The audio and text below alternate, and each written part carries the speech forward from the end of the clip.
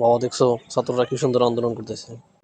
হ্যাঁ, তারা এক অভিনব কায়দায় আন্দোলন করতেছে। তাদের আন্দোলনটা পুরোপুরি যৌক্তিক, কিন্তু তারা বোকাও আছে বটে। কখন কোন আন্দোলন করা লাগবে সেটা তারা বোঝে না, না বুঝে আন্দোলন করতেছে। তার মানে তুমি খবর চাইতেছো তারা অযৌক্তিক আন্দোলন করতেছে? আসলে বিষয়টা ওরকম না।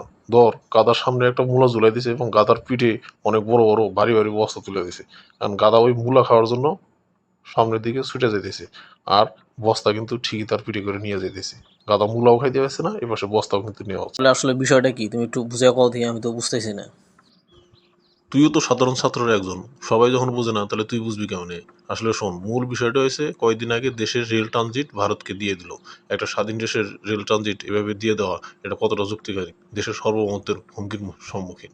এখন এই সময় এইসব বিষয় নিয়ে সাধারণ জনগণ তো কথা কইতেছে না, তারা পেটে ব্যথে ব্যস্ত, দিন আনে দিন খায়। একটু শিক্ষিত সমাজ কথাবার্তা কবি, তারা তো সরকারি আমলা কামলা, তারাও কথাবার্তা কয় না। তাহলে কথাবার্তা কবু কারা? এই ছাত্র সমাজ, সাধারণ ছাত্র সমাজ, মিছিল মিটিং আন্দোলন এরাই করবো, এরাই একটু কথাবার্তা বলবো। এখন যাতে তারা ওই বিষয়ে কথা বলতে না পারে, অন্য কোনো বিষয় নিয়ে কথা কয়, সেই জন্য এই কোটা সিস্টেমটাকে করে দিছে।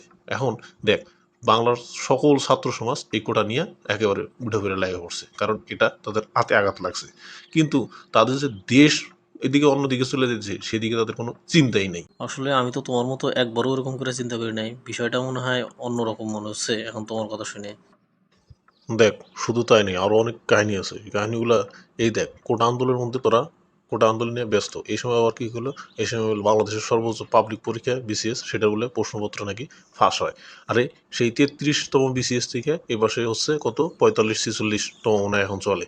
তো কত বছর হয়ে গেছে? প্রায় দেখ 15 বছর। এই 15 বছরের এত আগে প্রশ্ন ফাঁস হয়েছে, তখন তদন্ত হয় নাই, এখন তদন্ত হবো। আর তখন বিষয়টা ধরা পড়ে নাই, এখন বিষয়টা ধরা পড়লো, বা এখন বিষয়টা সামনে আসলো। এটা কেমন কথা না? পোলাপান এটা না আরো অস্থির। এখন দেখ, এই যে ছাত্র সমাজ সব টোটালি এই দুইটা ইস্যু মাথায় নিয়ে ঘুরে বেড়াতেছে। এদের দেশের কি হইতেছে সেদিকে কোনো খোঁজ নেই।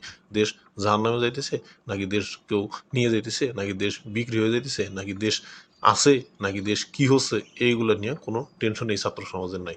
কারণ এই দেশের রাজনীতিবিদরা জানে, দেশের কোনো কিছু আদায় করতে হলে, দেশকে রক্ষা করতে হলে ছাত্র সমাজ আগে থেকে লিড।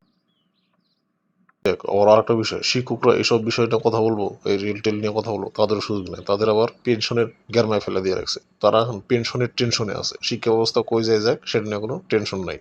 এই যে এইসব ইস্যুকে সামনে রাখছে, তারা, এদেশের রাজনীতিবিদরা জানে যে এদেশের কোনো কিছু আদায় করার জন্য বা দেশকে রক্ষা করার জন্য ছাত্র সমাজ, শিক্ষক সমাজ সব সময় আগে থেকে লিড দিছে। দেখ, তুই স্বাধীনতা যুদ্ধ বলিস, ভাষা আন্দোলন বলিস, এগুলোতে সবসময় এই শ্রেণীটাই সব থেকে আগে ছিল। অতএব এই শ্রেণীটা যদি এই দেশের এই চিন্তা থেকে সরাই রাখা যায়, তাহলে দেশে যা খুশি তা করা সম্ভব। এটা রাজনীতিবিদরা বুঝে গেছে। এই জন্য এরকম উল্টাপাল্টা সিস্টেম চালু করে দেয়, ওদিকে ওরা কাজের কাজ করে নিচ্ছে। দেখ, ছাত্র শিক্ষক এখন এই দুইটা ইস্যু নিয়ে পড়ে রয়েছে। অথচ যদি এই দেশই না থাকে, দেশে যদি সার্বভৌম না হয়, দেশের স্বাধীনতায় যদি না থাকে, তাহলে এগুলো দিয়ে কি করবি? তাহলে সর্বপ্রথম কি আগে দেশের নিয়ে চিন্তা করার কথা না? দেশ নিয়ে চিন্তা না করে তারা আছে কোটা নিয়ে। আরে কোটা দিয়ে কি করবি যদি তোর দেশই না থাকে? আর এই পেনশন কই পাবি যদি দেশই অন্যের হাতে চলে যায়? যা হোক, এসব বিষয় নিয়ে কথা বলা যাবে না, কারণ দিনকাল ভালো না, পরে আবার দেখা যাবে কেরানীগঞ্জ থাকা লাগবে। তোমার সবগুলো কথাই দেখি একদম সমসাময়িক যুক্তি আছে এবং বাস্তবে তাই করতেছে। তার মানে আমরা এই দেশে কি ছাগলের 3 নাম্বার বাচ্চা হয়ে রয়েছে?